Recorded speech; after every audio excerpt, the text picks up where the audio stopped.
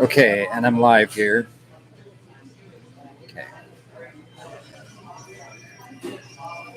I may have to redo this if I can't make it look right, or if I get too many faces in it. That's not what I'm trying to do, so yeah. I don't often go on here and talk, but I have to do a special presentation this morning, a special talk. Most of you guys know who I am. Anyway, this is David here. No, I'm negating one of my vows from the past, so I have to go live here and talk. Hopefully, it's a good time for everyone. If not, you can listen to it again later if I don't have to take it down. Now, during this talk, you might hear me say I or me a lot. We're supposed to like focus on God and God's word and stuff. But when I do that, um, it's me exercising my authority. It's me exercising my authority to place my life in order. Now, there are people among friends of mine who are already married and perhaps already even married and divorced. And during that process, they had to say what they wanted. This is basics of life. They had to say what they wanted from life or what they wanted to have happen in order to order their life properly, right?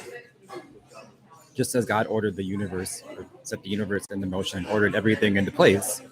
Um, we as believers should also order our lives according to our own godly understanding, right? You just let everything happen uh, willy nilly with no concern for yourself. Um, if you understand people as being created by God, then you understand and your views and your behavior reflect the dignity of persons, uh, reflects the dignity of persons and as being part of a God created order and being part of creation. So we call it the believer's authority, basically the believer's authority. Um, so when I say I and me, during this, it is actually I'm trying to exercise my believer's authority basically during this time. Not trying to show too many faces in the video here, but so I'm talking about something that I said back in 2013 to people, and it wasn't even on my channel here. It was in emails and on the phone, and talking with people on the phone and so forth. 2013, we're talking about a slightly different world. I don't think like the transgender movement had taken up that much speed.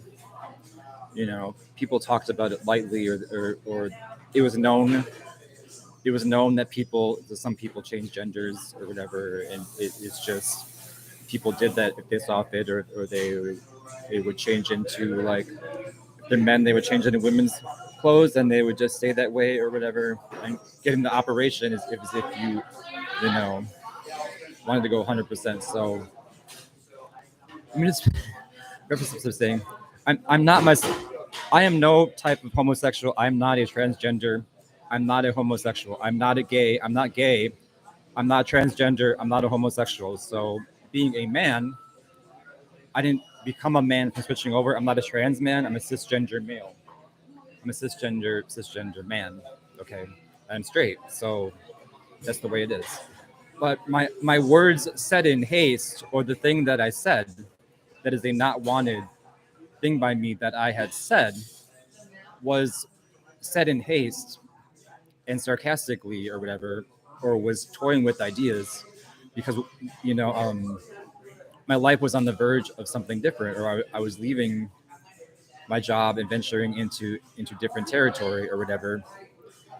And perhaps out of frustration or sarcasm, I did say this a few times, that where I was saying like, well, what if I became a woman, or what if I became a female? Um, and back then in 2013, it's not like there's this huge like mega ship of people like being transgender yet. Um, the movement, like I said, had not taken force yet, or had not really like taken up speed. So it is these words said in haste that I hereby am trying to negate.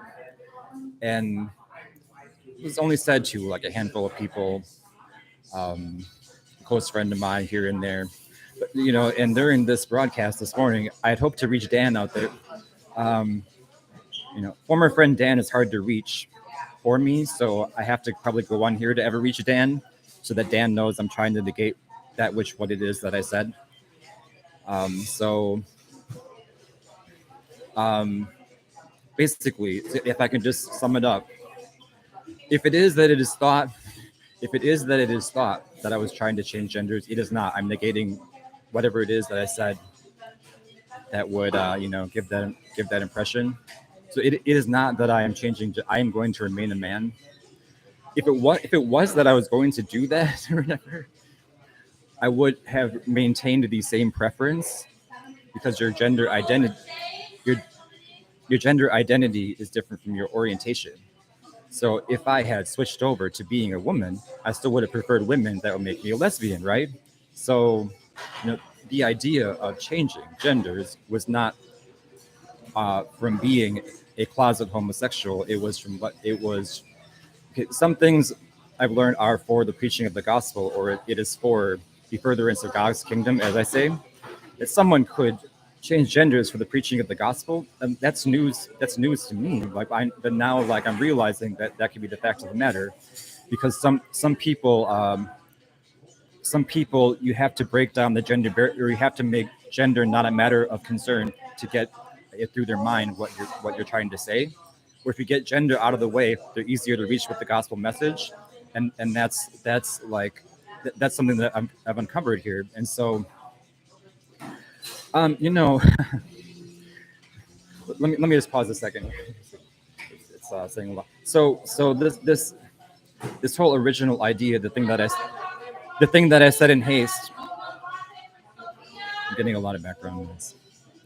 The thing that I said in haste, the thing where I said, changing genders and stuff, for the preaching of the gospel, is probably what and why it might have been, on one hand, a heavenly or God inspired idea.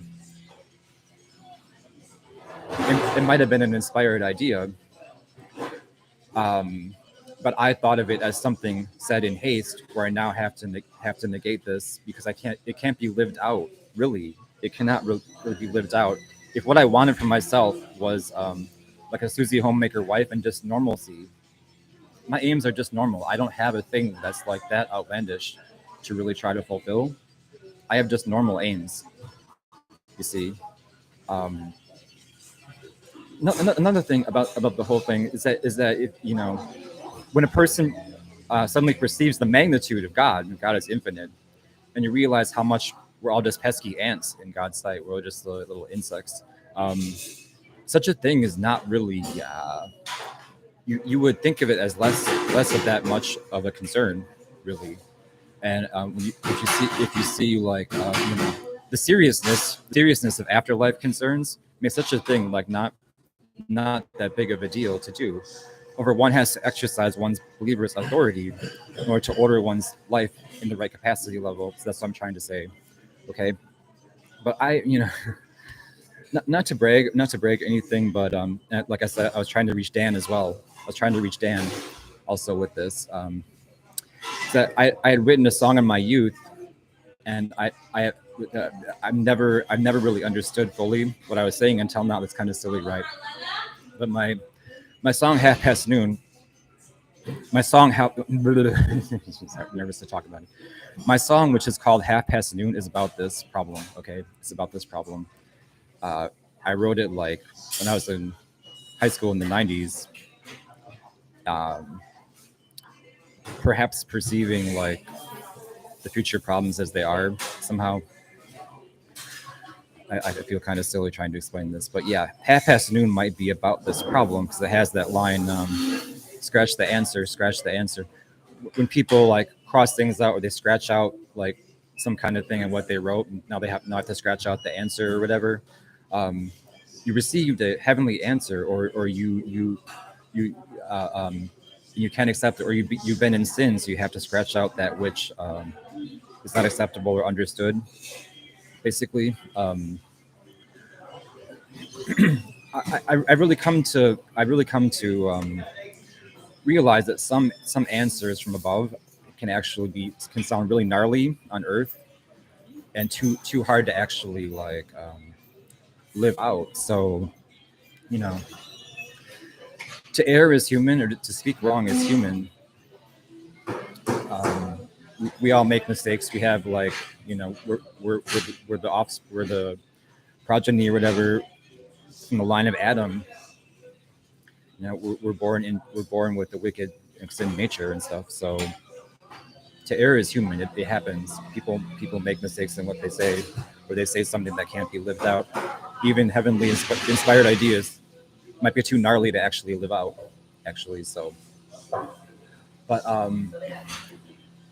to choose this and to choose like to remain normal and to say scratch the answer like my song says, it might not be like as expedient. It doesn't guarantee that I'll have longevity, you know.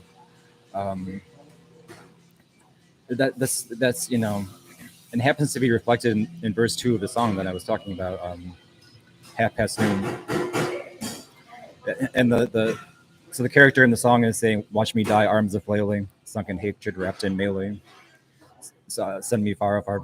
And earlier in the song depicts the angels like passing by and passing through or whatever. But it does not really guarantee me longevity to have to negate my vow. I'm telling you, it might have been more expedient to pursue um, changing over. It's scary to me. It's not going to happen. I'm going to remain a man. That's just how it is. So to the people that were on the receiving end of those original words, I'm telling you, it has to be negated. We cannot go on talking as though I was completely serious. And it's one of these people, Trisha or whatever. I was talking about Kurt Cobain. But Kurt Cobain, he wore a dress when in the video In Bloom.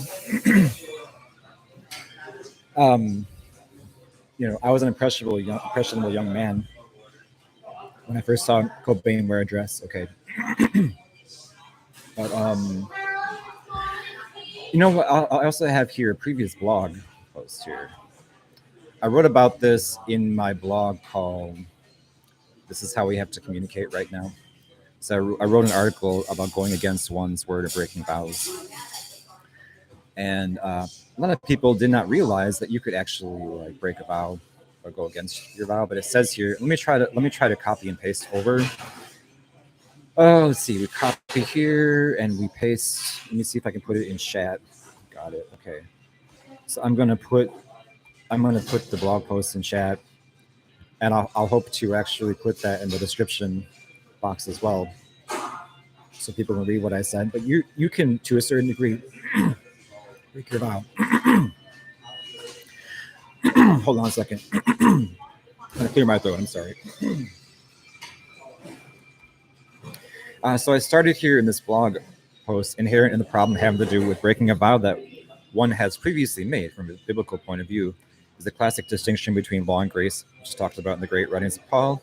It's not advisable to make a vow or to break a vow because of the strict justice of God and his righteous standard. However, to think that a vow made foolishly, rashly, in error, while intoxicated, poisoned, mentally compromised, etc., must always be observed forever is not only a wrong way or practice for being too legalistic. So you can read all down. People can read this whole article. It's a pretty good article that I wrote. I'm pretty sure that in my creed you can go against a vow if the vow is keeping you in sin. Basically, if the vow makes you be in sin, you can go against the vow. That's I'm according to the Westminster Confession of Faith. Basically, so I'll post this in the description box, and that should be jolly good for everybody. What was I going to say?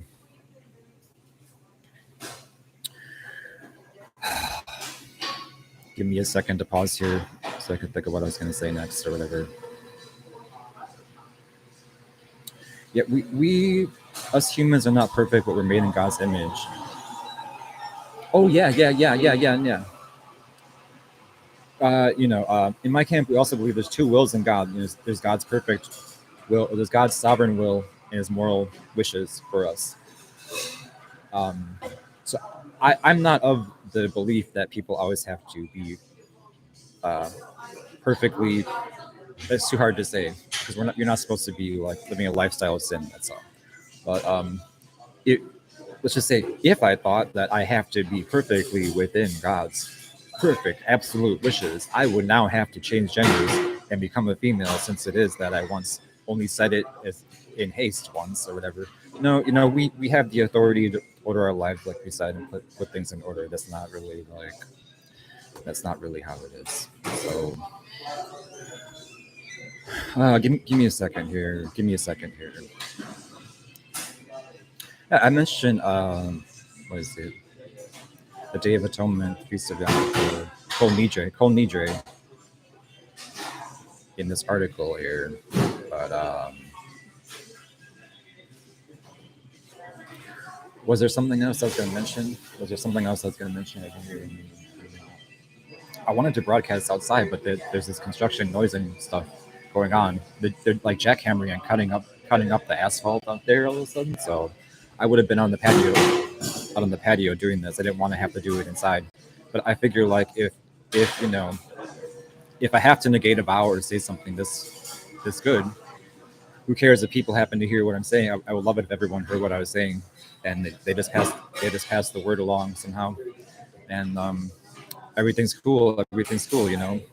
So I don't know. I guess if I had more to add, I can put it in the comment boxes down there. Is there something else I wanted to add? I'm just trying to think out loud here.